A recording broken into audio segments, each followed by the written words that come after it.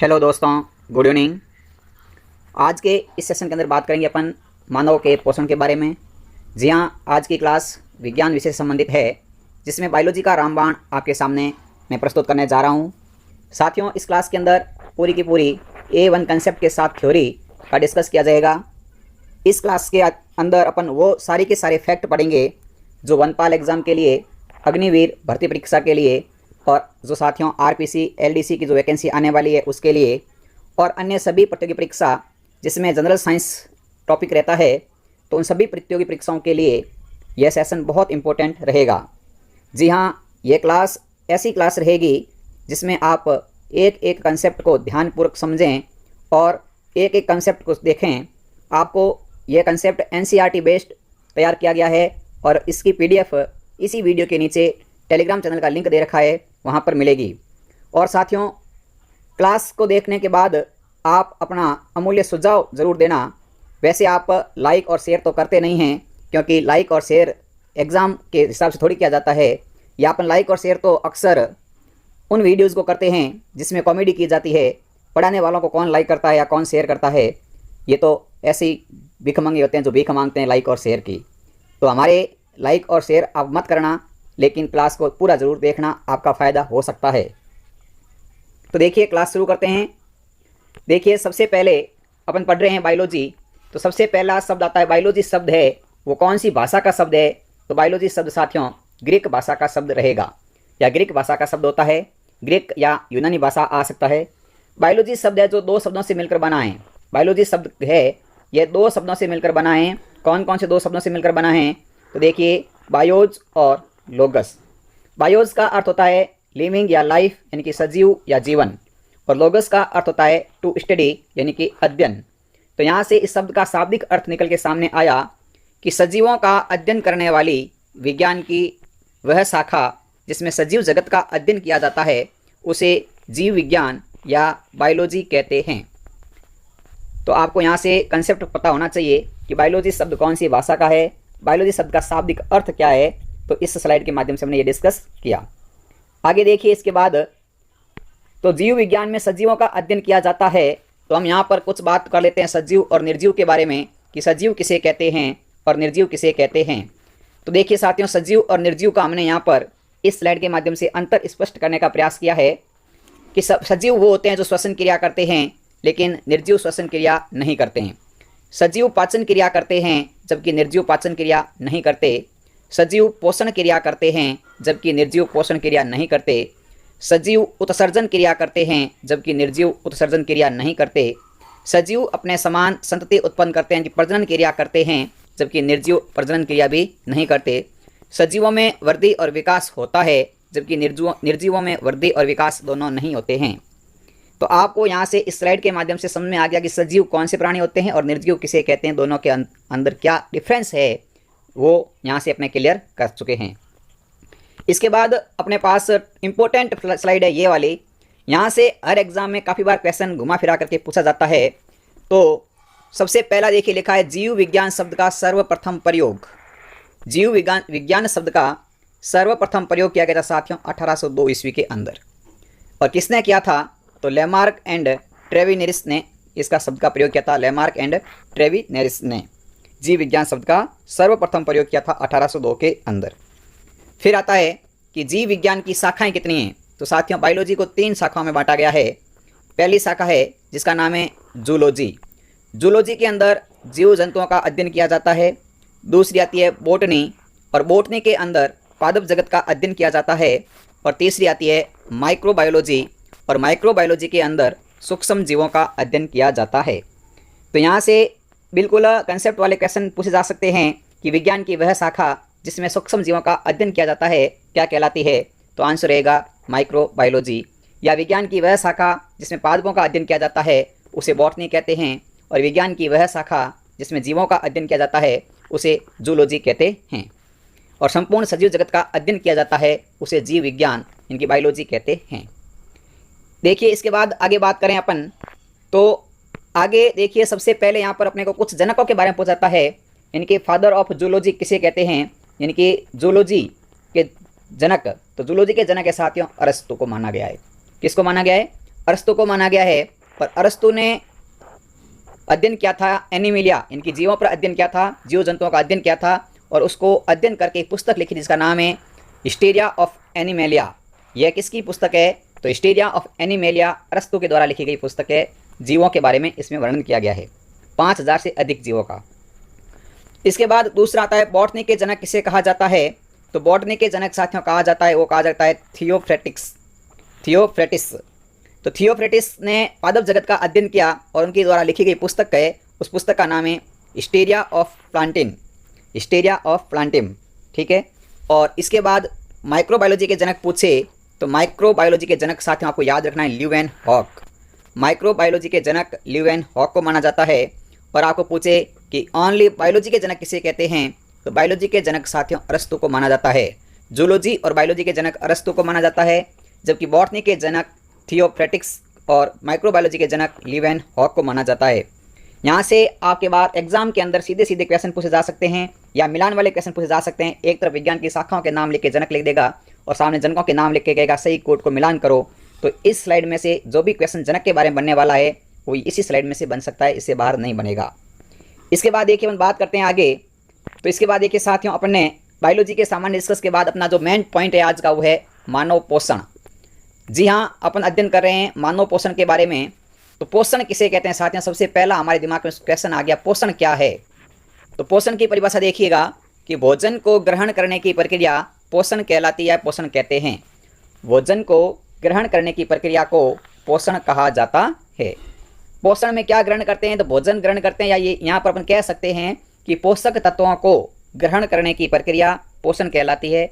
पोषक तत्व साथियों दो प्रकार के होते हैं। कितने प्रकार के होते हैं? दो प्रकार के पोषक तत्व होते हैं जो मानव उनका पोषण करता है, इनकी ग्रहण करता है उनको।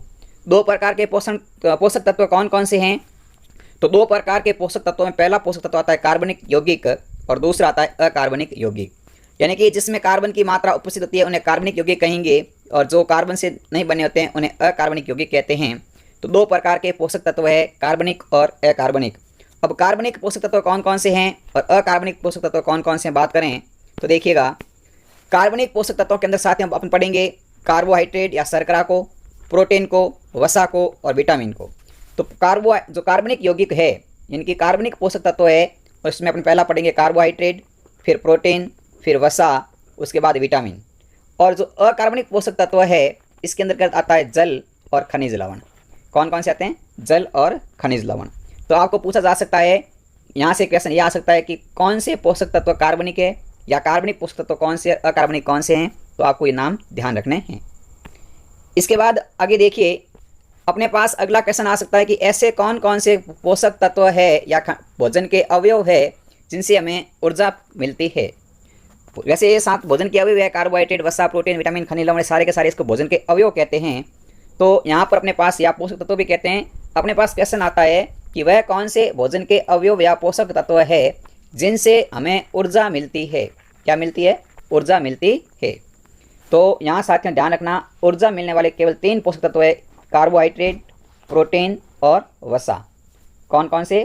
तो कार्बोहाइड्रेट, प्रोटीन और वसा, इन तीनों से हमें ऊर्जा मिलती है, जबकि विटामिन, खनिज लवण और जल से हमें ऊर्जा नहीं मिलती, लेकिन ये भी हमारे शरीर के लिए बहुत अलग इम्पोर्टेंट कार्य करते हैं।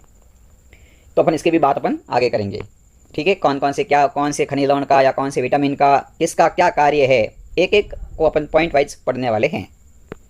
इसके बाद देखिएगा, अब सबसे पहले इंपॉर्टेंट रहता है अपना टॉपिक, वो रहता है विटामिन, क्योंकि विटामिन से एग्जाम के अंदर अक्सर क्वेश्चन पूछे जाने की संभावना अधिक रहती है।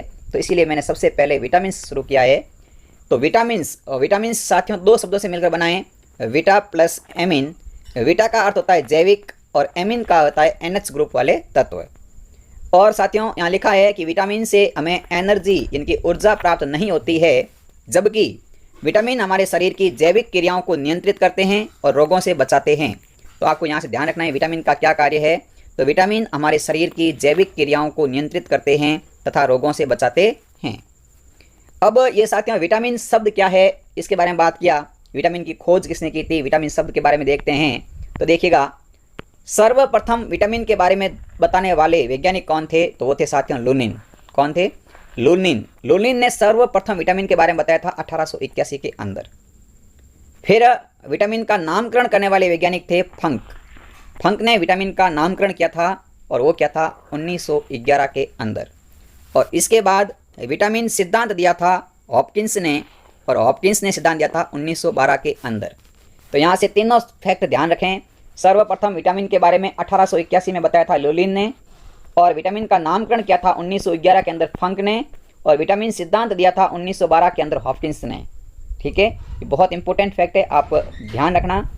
इसके बाद देखिएगा अपने पास आते हैं विटामिन के प्रकार कि विटामिन कितने प्रकार के होते हैं। तो साथियों विटामिन को हमने दो आधार पर बांटा है। कितने आधार पर बांटा है? दो आधार पर बांटा है, जिसमें से अपना पहला आधार है उसका है आधार जल में घुलनशील विटामिन, और दूसरे आधार के होंगे वो अपन आगे पढ़ेंगे वसा में घुलनशील विटामिन। तो जल में घुलने वाले विटामिन को साथियों एक ट्रिक से आप याद रख सकते हैं, और ट्रिक है वो बस क्या याद करनी है? बस याद करनी है। बस से हो जाएगा विटामिन बी और स से हो जाएगा विटामिन सी। तो विटामिन बी और विटामिन सी जल में घुलते हैं, शेष विटामिन जो है वो वसा में घुलनशील होते हैं। तो देखिए दूसरी बात करते हैं अपन। दूसरा अपना आधार है वसा में घुलनशील विटामिन, और वसा में घुलनशील विटामिन है साथियों कीड़ा। इसके ट्रिक क्या है? कीड़ा में KEDA, KIDA नहीं करना है, KEDA। स्पेलिंग क्या है कीड़ा की? KEDA। के से देगा विटामिन के, ई से विटामिन ई, डी से विटामिन डी, और ए से विटामिन ए। ये चार विटामिन है जो क्या होते हैं? वसा में घुलनशील है। जल में घुलनशील थे दो। ठीक है, कीड़ा वसा में घुलता है और बस जल में घुलती है। इसके बाद देखिए एक विशेष साथियों जो अपवाद है, इसका ध्यान रखना। ये एक अपवाद के रूप में है कि विटामिन जो B12 है ये जल में भी घुलता है और वसा में भी घुलता है। ठीक है, और अगला अपना फैक्ट है वो है कि जो विटामिन बी और सी जल में घुलनशील है, और जल में घुलनशील होने के कारण ये मूत्र के साथ बाहर निकल जाते हैं, अर्थात हमारे शरीर में स्टोर नहीं होते या संग्रहित नहीं होते। क्वेश्चन बनता है कि कौन से विटामिन हमारे शरीर के अंदर स्टोर या संग्रहित नहीं होते हैं?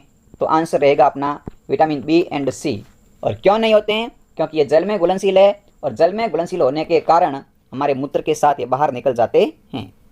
लेकिन साथियों शेष जो विटामिन है, vitamin A, vitamin E, vitamin K, vitamin D और विटामिन B12, ये हमारे शरीर के अंदर, लीवर के अंदर संग्रहित या स्टोर रहते हैं।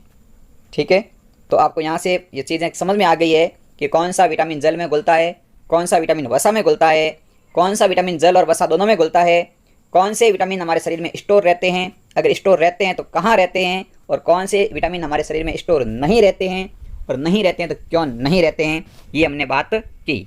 इसके बाद देखिए आगे बात करते हैं अपन। तो कुछ इंपॉर्टेंट खोज के बारे में क्वेश्चन बनते हैं, कभी कभी काफ़ी बार एग्जाम में क्वेश्चन आता है। तो देखिए पहला फैक्ट है कि विटामिन ए बी की खोज, विटामिन ए और बी की खोज किसने की थी? तो विटामिन ए और बी की खोज की थी मैकलिन ने। किसने की थी? मैकलिन ने। विटामिन सी की खोज किसने की? तो विटामिन सी की खोज की थी हॉलकर ने। किसने की थी? हॉलकर ने। विटामिन डी की खोज किसने की? तो डी की खोज की थी हॉपकिंस ने। और विटामिन ए की खोज किसने की थी? तो विटामिन ए की खोज की थी इवांस एंड बायोस्विन ने। और विटामिन के की खोज किसने की थी? तो विटामिन के की खोज की थी डैम एंड डोजी ने। तो यहाँ से क्वेश्चन एग्जाम के अंदर ये फैक्ट वाले क्वेश्चन है, पूछे जा सकते हैं कि विटामिन ए की खोज, विटामिन बी की खोज, सी की खोज, डी की खोज, किसी भी विटामिन की खोज के बारे में पूछा जा सकता है। तो यहाँ से आपका क्वेश्चन बनने के चांस रहते हैं। तो ये स्लाइड बहुत इंपॉर्टेंट है। आज अपन ने एक सामान्य बेसिक जो था वो अध्ययन किया है। कल से अपन एक एक विटामिन पढ़ेंगे। पहले vitamin A, vitamin C, vitamin B, vitamin D, vitamin K, vitamin E, एक एक विटामिन को पढ़ेंगे। वो कौन से पदार्थों में पाए जाते हैं, कमी से कौन से रोग होते हैं, वो अपन सारी बातें अगले सेशन में करेंगे। और अगला सेशन आपके लिए बहुत जल्द इसी समय के अनुसार लगभग आ जाएगा। और ऐसे ही रेगुलर सेशन आपके लिए इस चैनल पर उपलब्ध करवाए जाते रहेंगे। अगर आपको वीडियो पसंद आया है तो आपके मित्रों तक शेयर करने में आप सहयोग कर सकते हैं। और चैनल पर अगर पहली बार विजिट कर रहे हैं तो सब्सक्राइब जरूर करें। इसी आशा और उम्मीद के साथ आपसे आज्ञा चाहते हैं। जय हिंद, जय भारत।